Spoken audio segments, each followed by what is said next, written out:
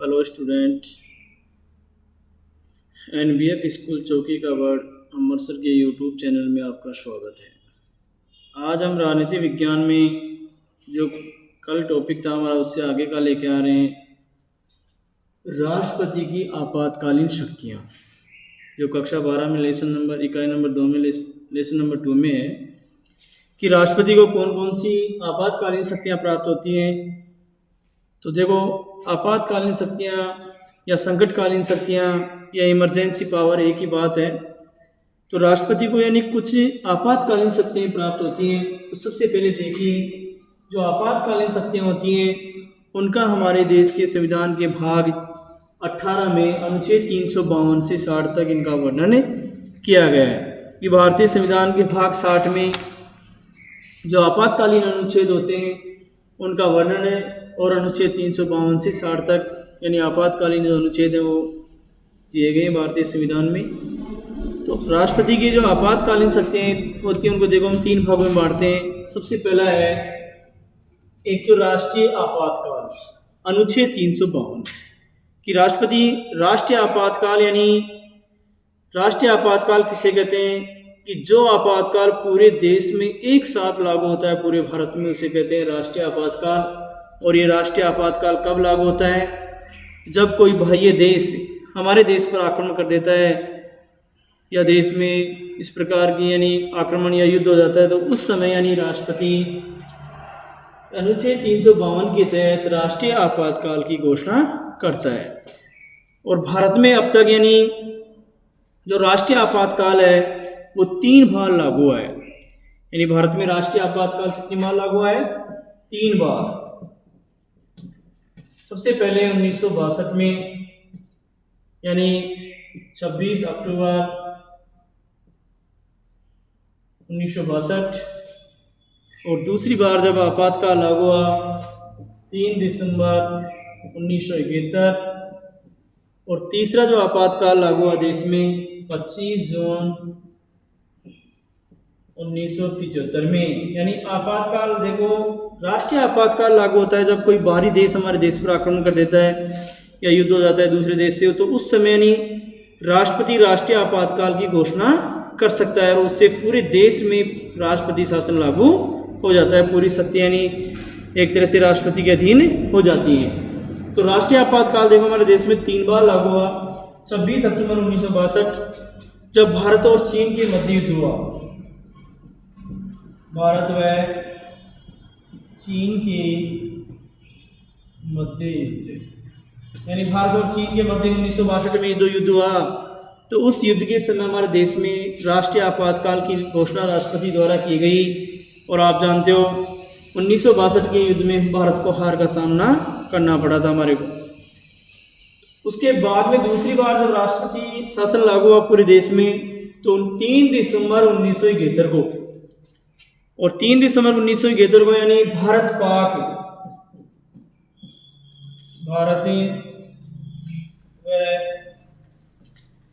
पाकिस्तान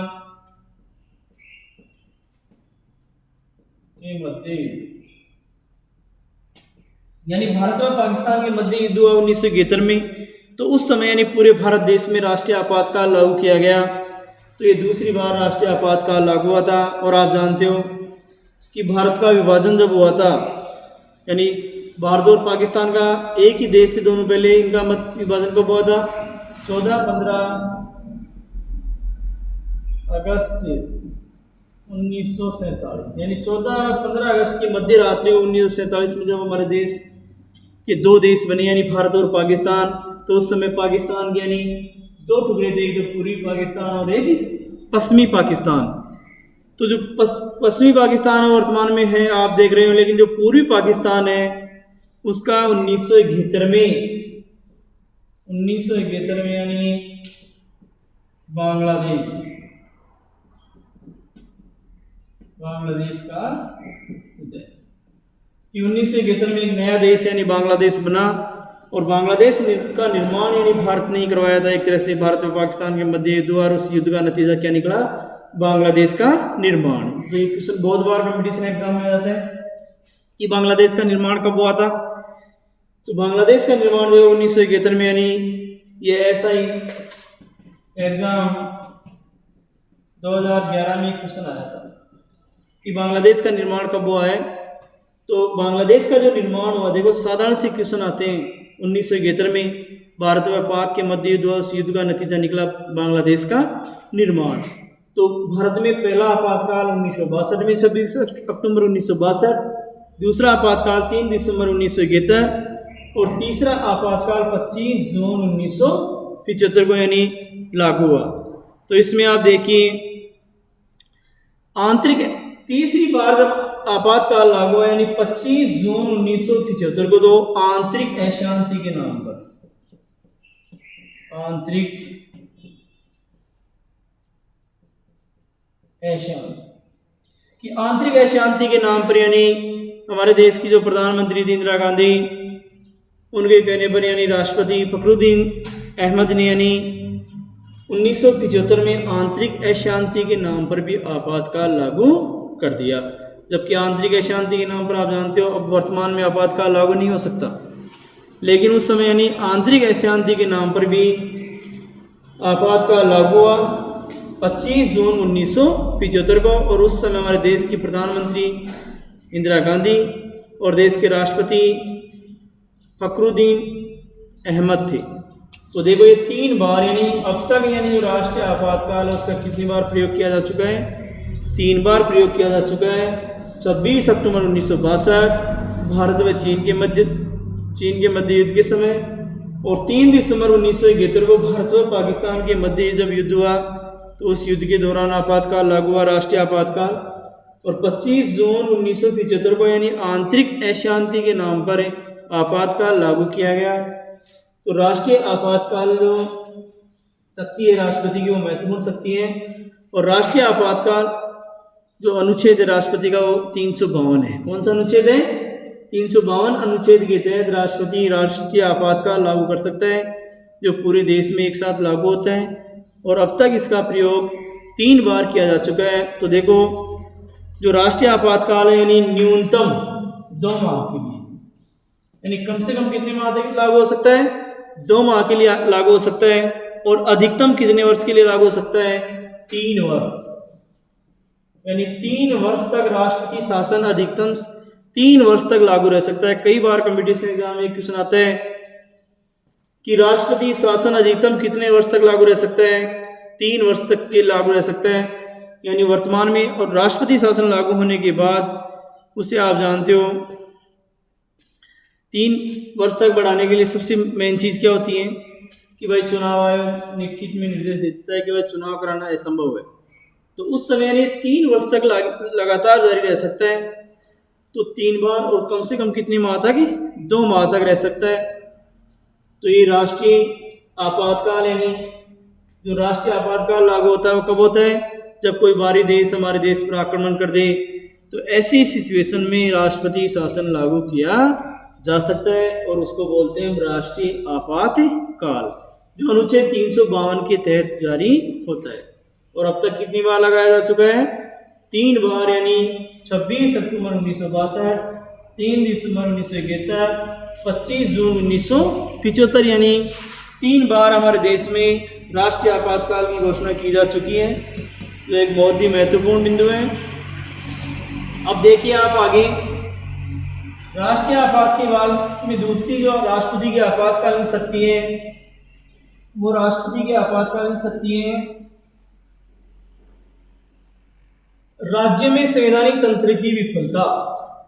कि राज्य में संवैधानिक तंत्र की विफलता का मतलब होता है कि अगर मान लो राज्य में संवैधानिक तंत्र की विफलता का मतलब क्या होता है कि किसी राज्य में अगर मान लो शासन सही प्रकार से नहीं चल पा रहा है तो इसकी रिपोर्ट वह किसके माध्यम से लेता है? क्योंकि आप जानते हो प्रत्येक राज्य में राज्यपाल जो होता है वो किसका प्रतिनिधि होता है? राष्ट्रपति का। क्योंकि प्रत्येक राज्य का राज्यपाल राष्ट्रपति के प्रसाद पर्यंत वह अपना पद धारण करता है, तो एक तरह से वो किसका प्रतिनिधि होता है? राष्ट्रपति का प्रतिनिधि होता है। और किसी भी राज्य में आपातकाल लागू करने से पहले राष्ट्रपति उस राज्य के राज्यपाल से परामर्श मांगेगा, भाई आपकी क्या रिपोर्ट है। तो इसमें राष्ट्रपति देखो कि राज्यपाल या किसी अन्य प्रतिनिधि के द्वारा उस राज्य की स्थिति के बारे में जानकारी प्राप्त करता है।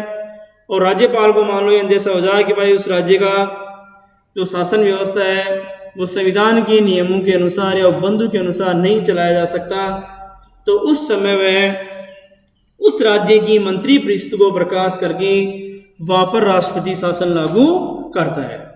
तो राष्ट्रपति शासन देखो,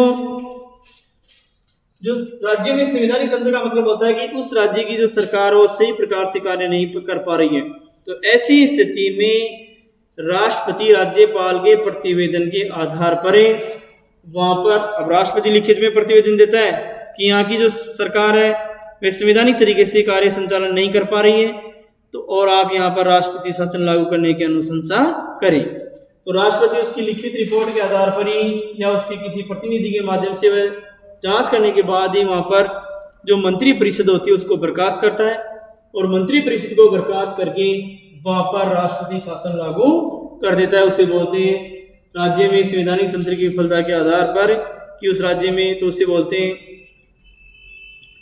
राज्य में आपातकाल लागू होना, कि एक तरह से उस ये पूरे भारत में लागू नहीं होता है, किसी एक राज्य में हो सकता है, 2 में हो सकता है, 3 में हो सकता है, 4 में हो सकता है, लेकिन एक साथ पूरे भारत में नहीं होता है। उसको बोलते हैं राज्य में आपातकाल लागू होना। और राज्य में किसी भी राज्य में आपातकाल लागू करने के लिए राष्ट्रपति का जो अनुच्छेद है 356 के तहत, कि अनुच्छेद 356 के तहत वह किसी भी राज्य में अशांति के नाम पर, यानी उस राज्य में अगर मान लो सरकार सही कार्य नहीं कर पाती है तो वह राष्ट्रपति को लिखित प्रतिवेदन देता है और राष्ट्रपति वहां पर अनुच्छेद 356 के तहत आपातकाल की घोषणा कर देता है। और हमारे भारत में देखो सबसे पहले यानी किसी भी राज्य में पर्टिकुलर जो राष्ट्रपति शासन लागू हुआ 20 जून 1951 की पहली बार, यानी जो राष्ट्रपति शासन लागू हुआ किसी राज्य में तो 20 जून 1951 को, यानी पंजाब में, कौन से राज्य में लागू हुआ था? पंजाब राज्य में, यानी राष्ट्रपति शासन लागू हुआ था। तो अब पंजाब में होने के बाद में धीरे धीरे यानी इसकी प्रवृत्ति बढ़ती गई और 1967 तक कि हमारी भारतीय राजनीति में 1967 तक इसका प्रयोग 7 बार हुआ था, कि 1967 तक यानी 7 बार राष्ट्रपति शासन अलग अलग राज्यों में लगा। लेकिन 1967 के बाद इसकी जो यानी किसी भी राज्य में जो राष्ट्रपति शासन लागू हुआ उनकी दर धीरे धीरे बढ़ती गई। इसका बढ़ने का कारण क्योंकि 1967 तक तो पूरे भारत में एक ही राजनीतिक दल का शासन था, 1952 से 1967 तक कांग्रेस का। लेकिन 67 के बाद अनेक राज्यों में यानी गैर कांग्रेस सरकारें बनी, तो उन सरकारों को एक तरह से गिराने के लिए भी कांग्रेस सरकार ने यानी राष्ट्रपति शासन लागू किया, तो इनकी दर धीरे धीरे बढ़ती गई। और आप जानते हैं यानी सर्वाधिक राष्ट्रपति शासन यानी किसी भी राज्य में जो राष्ट्रपति शासन लागू होता है वो सर्वाधिक यानी प्रधानमंत्री इंदिरा गांधी के कार्यकाल में सबसे ज्यादा राष्ट्रपति शासन यानी किसी भी राज्य में राष्ट्रपति शासन लागू हुआ। इसका कारण अभी देखो इसमें कि अगर मान लो राष्ट्रपति शासन लागू होता है तो ऐसी जो स्थिति होती है राष्ट्रपति द्वारा यानी ऐसे जो विधेयक यानी वो आपातकाल होता है उसे संसद के 2 माह के भीतर संसद में प्रस्तुत करना पड़ता है और उस पर संसद अपने दोनों सदनों की 2/3 बहुमत से उसका अनुमोदन करने के बाद ही वह जारी रह सकता है। और आप जानते हो किसी भी राज्य में यानी जो राष्ट्रपति शासन है वो 3 वर्ष से अधिक तक लागू नहीं रह सकता, यानी राज्य में भी 3 वर्ष तक लागू रह सकता है। अब ये 2 स्थितियों पर निर्भर करता है कि वह 3 वर्ष तक कब तक रह सकता है, कि एक तो मान लो अगर किसी राज्य में राष्ट्रपति शासन लागू है, किसी राज्य में यानी संवैधानिक तंत्र उस पर्टिकुलर राज्य में राष्ट्रपति शासन लागू था और वहां पर मान लो अचानक देश में हमारे पूरे भारत में अनुच्छेद 352 के तहत आपातकाल लागू कर दिया गया, 356 का प्रयोग हो रहा था वहां पर, लेकिन अचानक भारत के राष्ट्रपति ने पूरे देश पर आपातकाल लागू कर दिया, राष्ट्रीय आपातकाल जिसको बोलते हैं अनुच्छेद 352 के तहत।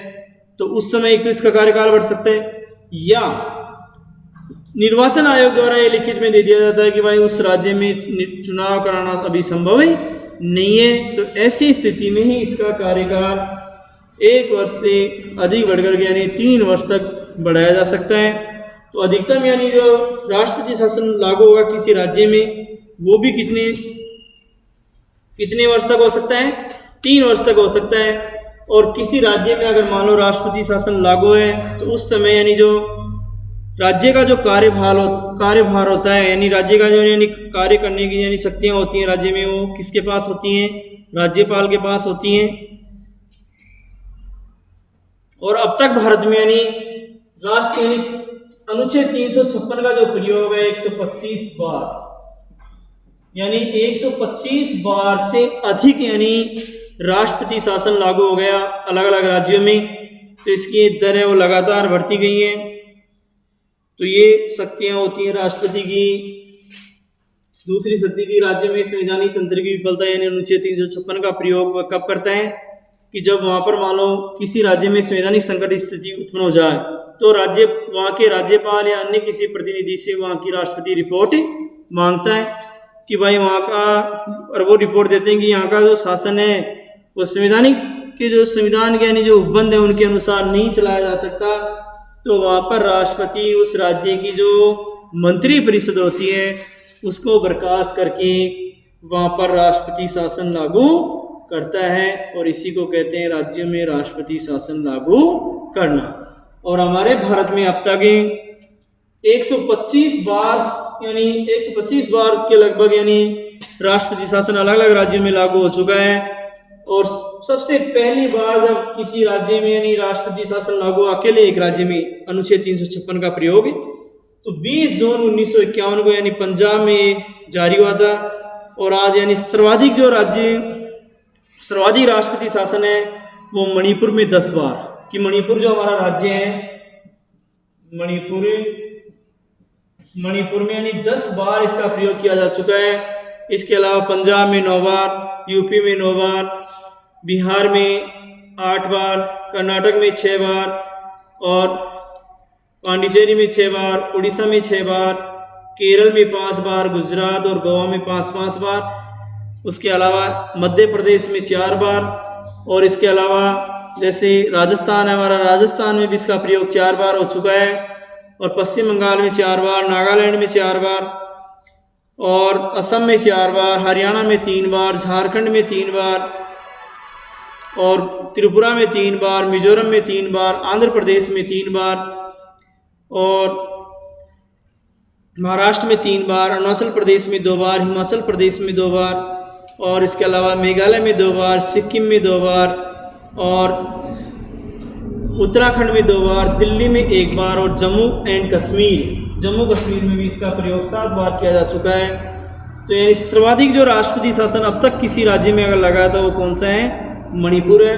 मणिपुर में यानी 10 बार राष्ट्रपति शासन लागू किया जा चुका है। और अगर राज्यों की बात करेंगे भाई सबसे पहले किस राज्य में लागू हुआ तो 20 जून 1951 को पंजाब राज्य में लागू हुआ था। और अब तक यानी इसका प्रयोग कितनी बार किया जा चुका है? 125 बार। और इसमें कौन सा अनुच्छेद काम में आता है? अनुच्छेद 356 के तहत किसी भी राज्य में राष्ट्रपति शासन लागू किया जा सकता है। और वो कब होता है?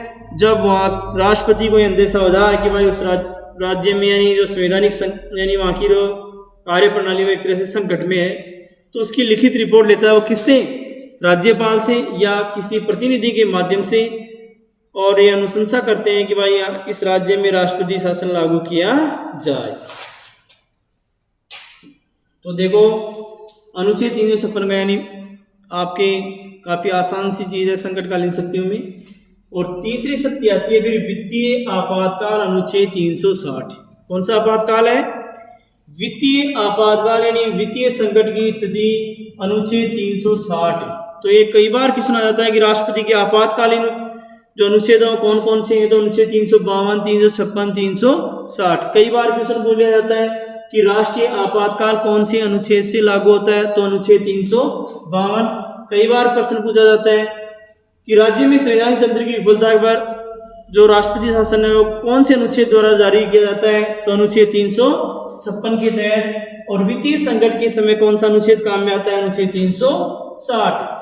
तो वित्तीय संकट का मतलब क्या होता है कि हमारे देश के सामने कोई मान लो आर्थिक संकट आ जाए कि भाई देश की आर्थिक स्थिति कमजोर हो गई, जैसे वर्तमान में मान लो एक कोरोना भी एक तरह से संकट ही हमारे लिए। तो आर्थिक संकट की स्थिति में क्या करता है? इसमें राष्ट्रपति यानी कर्मचारियों की जो कटौती कर सकता है, वेतन में भी कटौती की जा सकती है। राष्ट्रपति की संचित निधि में से इसमें व्यय कर सकता है, और संचित निधि में जो धन एकत्रित होता है राष्ट्रपति का, उसका यहाँ पर वित्तीय आपातकाल में प्रयोग किया जा सकता है। लेकिन हमारे भारत में आज तक वित्तीय संकट की स्थिति का सामना अभी तक वित्तीय आपातकाल लागू नहीं हुआ, यानी 360 का प्रयोग एक बार भी नहीं हुआ है जबकि अलग अलग राज्यों में, जैसे मान लो राष्ट्रीय आपातकाल की हम बात करें तो 3 बार लागू हो चुका अब तक हमारे भारत में, यानी 1962 में, 1971 में और 1975 में, यानी 26 अक्टूबर 1962, 3 दिसंबर 1971 और 25 जून 1975 में यानी राष्ट्रीय आपातकाल लागू हुआ। तो राज्य में संवैधानिक तंत्र की विफलता के बाद यानी अनुच्छेद 356 का जो प्रयोग किया गया राज्य में 125 बार प्रयोग किया जा चुका है, और सबसे पहली बार इसका प्रयोग हुआ था 20 जून 1951 को पंजाब राज्य में। और आज सबसे अधिक अगर हम किसी राज्य की किसी राज्य की बात करें तो सबसे अधिक बार यानी मणिपुर में 10 बार राष्ट्रपति शासन लागू हुआ है, उसके बाद पंजाब में 9 बार और यूपी में 9 बार, और बिहार में 8 बार लागू हो चुका है। हमारे राजस्थान की अगर हम बात करें तो हमारे राजस्थान में भी इसका प्रयोग 4 बार किया जा चुका है, कि वह 4 बार राजस्थान में राष्ट्रपति शासन लागू हुआ है। और राष्ट्रीय आपातकाल है अधिकतम कितने वर्ष तक लागू रह सकता है? 3 वर्ष तक लागू रह सकता है। और इसको जैसे ही राष्ट्रपति शासन लागू करता है तो ऐसे विधेयक यानी ऐसा जो मान लो जो राष्ट्रपति द्वारा ऐसी जो अभिशंसा होती है वो 2 माह के भीतर संसद में यानी प्रस्तुत करनी पड़ती है, और उसे संसद के दोनों सदनों द्वारा अनुमति प्रदान होने के बाद वह लगातार जारी रह सकती है। और ये अधिकतम कितने वर्ष तक रह सकती है? 3 वर्ष तक। किसी भी राज्य में जो राष्ट्रीय शासन लागू होता है वो भी अधिकतम कितनी बार हो सकता है? 3 बार, यानी 3 वर्ष तक अधिकतम समय यानी 3 वर्ष तक वह जारी रह सकता है, न्यूनतम 2 माह। और आप जानते हो हमारे भारत में 1967 तक यानी किसी भी राज्य में राष्ट्रीय शासन लागू होने के यानी जो सिलसिला था वो बिल्कुल धीमा था, 7 बार ही 67 तक लगा। लेकिन 67 के बाद इसकी प्रवृत्ति है वो लगातार बढ़ती गई, और 67 से 84 के बीच में इसकी प्रवृत्ति आपको ज़्यादातर यानी प्रधानमंत्री इंदिरा गांधी के कार्यकाल में यानी 33 बार इसका प्रयोग किया गया, जो बहुत ही एक रिकॉर्ड है एक तरह से। इसके बाद में आता है वित्तीय संकट की स्थिति, और वित्तीय संकट का सामना आज तक भारत को कभी नहीं करना पड़ा है, इसका प्रयोग एक बार भी नहीं हुआ है। तो 360 जो अनुच्छेद है राष्ट्रपति का आपातकालीन शक्तियों में, इसका प्रयोग एक बार भी नहीं हुआ है। तो इससे महत्वपूर्ण क्वेश्चन बनते हैं कि राष्ट्रपति की जो आपातकालीन शक्तियां हैं उनका वर्णन संविधान के कौन से भाग में है? तो भाग 18 में। कौन से भाग में है? 18 में, अनुच्छेद 352 से अनुच्छेद 360 तक। और राष्ट्रीय आपातकाल अनुच्छेद 352, किसी भी राज्य के संवैधानिक तंत्र के विफल हो जाने पर जो आपातकाल लागू होता है अनुच्छेद 356, और वित्तीय संकट की स्थिति में जो आपातकाल लागू होता है वो 360। तो ये राष्ट्रपति की सामान्यकालीन और संकटकालीन शक्तियों की वीडियो 2 आपने अलग अलग पढ़ी। अब हमारा नेक्स्ट जो कल टॉपिक होगा प्रधानमंत्री की स्थिति, कि प्रधानमंत्री का निर्वाचन किस प्रकार से होता है और प्रधानमंत्री को कौन कौन सी शक्तियां प्राप्त होती हैं, इसके बारे में हम कल अध्ययन करेंगे। थैंक्स।